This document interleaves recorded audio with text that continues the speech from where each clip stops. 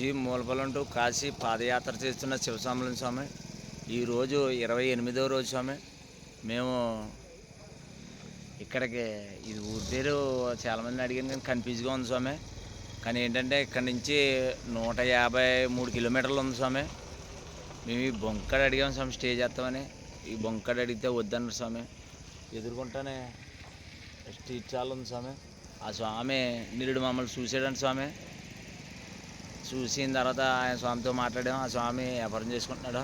అక్కడ ఎక్కడో పడుకొచ్చానల్లే. ఇంకా అందుకని జాగ్రత్తగా ఇక్కడ కూర్చొని ఇక టైం స్పెండ్ చేస్తున్నాం. అందుకని మొత్తం మీద స్వామి కాసేపటికి పడుకోనాకే చోటు ఇస్తే సరిపోతుంది స్వామి. ఎందుకంటే ఆ షాపులప్పుడు చలి కూడా పెట్టదు. వాళ్ళకే తప్పదు స్వామి. ఇంకా రేపు అయితే మంచి ప్లేస్ దొరుకుతుంది అనుకుంటున్నాను నేను. ఎందుకంటే కొండ ఒకటి ఎక్కల స్వామి. అక్కడికి రేపు సాయంకాలం ఎట్టి పరిస్థితులు అక్కడ చేరితే అక్కడ గుడి ఉంది స్వామి. మేము ఆ గుడి పక్కనే డాబా అక్కడ స్టే చేసాం స్వామి నిరుడవుతేనే.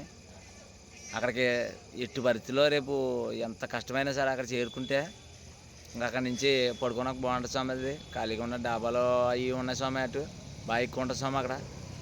అంతలో మొన్నప్పుడు అడిగినప్పుడు పూజారి గారు కూడా శివాలయంలో పడుకోమని చెప్పారు స్వామి.